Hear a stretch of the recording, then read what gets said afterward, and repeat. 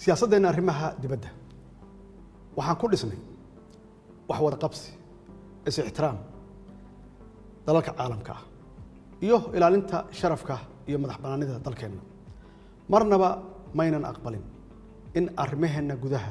uu shisheeye soo fargeliyo annagoo ka dhowrsanay tallaabo kasta oo hoos u dhigi karta ama u dhigaysa qabka iyo qaranimada Soomaaliyeed marnaba maynan aqbalin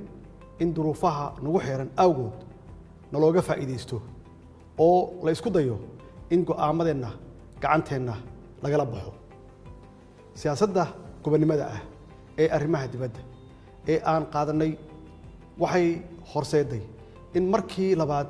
Soomaaliya loo doorto 4 sano gudaheeda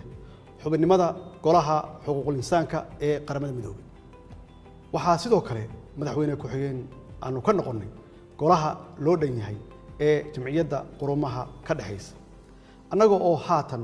u sharaxan xubinimada golaha amniga ee midowga Afrika oo ay doorashadiisu dhacayso dhawaan sidoo kale